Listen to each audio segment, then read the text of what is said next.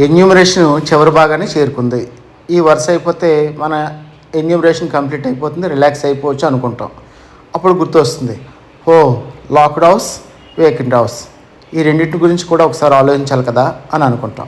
అయితే చివరి 2 రోజుల్లో పూర్తి చేయొచ్చులే అనుకుంటే ఈ లోపల ఒక కుటుంబం కాశీకి వెళ్ళారనుకోండి, వాళ్ళు తిరిగి వచ్చేసరికి మన పుణ్యకాలం మే 31 కాస్త పూర్తి అయిపోతుంది.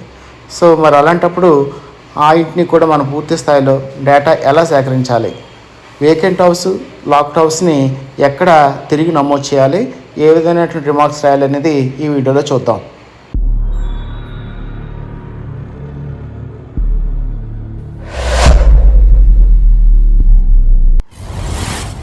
ఆ వీడియోస్ కానీ మీకు నచ్చినట్లయితే సబ్స్క్రైబ్ చేయండి, లైక్ చేయండి, షేర్ చేయడం మాత్రం మర్చిపోకండి. డేటా సేకరణకు ఒక ఇంటికి వెళ్ళి తలుపు తట్టుతూ ఉంటాం, కానీ ఎంతసేపటికి కూడా తలుపు ఓపెన్ చేయరు. మనకు డౌట్ వస్తుంది, ఇల్లు వేకెంట్గా ఉందా లేకపోతే లాక్ చేస్తుందా అని డౌట్ వచ్చి ఎలా నమోదు చేయాలో తచ్చిన భజన పడుతూ ఉంటాం.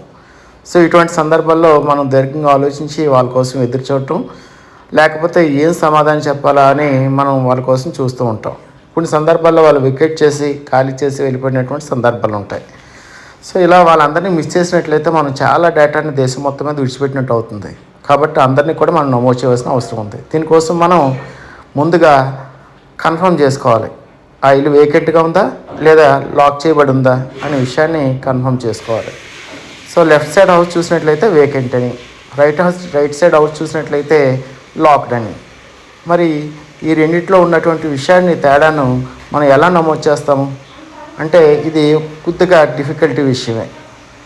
ఎందుకనంటే సో ఆ సమాచారం చెప్పడానికి మనకి సరైనటువంటి అవకాశాలు ఉండొచ్చు, ఉండకపోవచ్చు.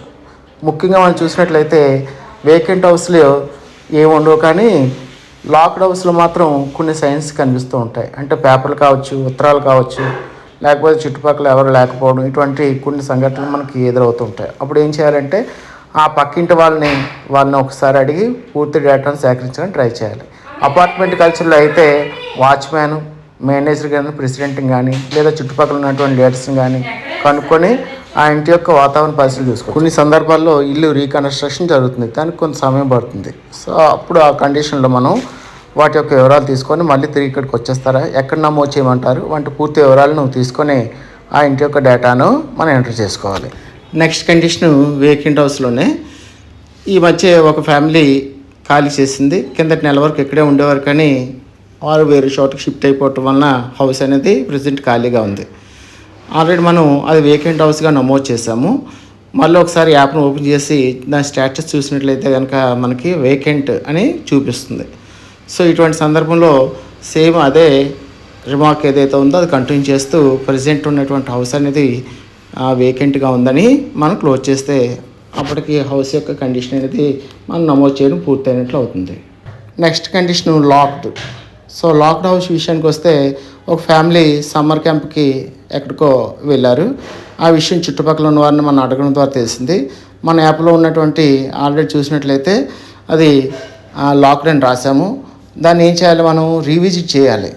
అది ఉదయం సాయంత్రం సమయంలో కూడా లేదా సెలవు పూటలో కూడా మనం వెళ్ళి చూసినట్లయితే అప్పటికి కూడా ఆ ఇల్లు అనేది లాక్ చేసిందని కన్ఫర్మ్ చేసిన తర్వాత మనకి దానికి సంబంధించినటువంటి డీటెయిల్స్ అన్నింటినీ చుట్టుపక్కల వాళ్ళని అడిగాము. సో ఎన్నిసార్లు అయితే అడిగామో ఆ విషయాలన్నింటినీ కూడా ఆ రిజిస్టర్లో మనం ఎంటర్ చేయాలి. దీన్ని కన్ఫర్మ్ చేసుకున్న తర్వాత యాప్లో లాక్డ్ హౌస్ అనేటటువంటి కండిషను కంప్లీట్ అయింది. మరొక కండిషన్ చూసినట్లయితే మనం డేటా ఎంట్రీ సమయానికి కొంతమంది ఆఫీస్కి అది వెళ్ళిపోతూ ఉంటారు.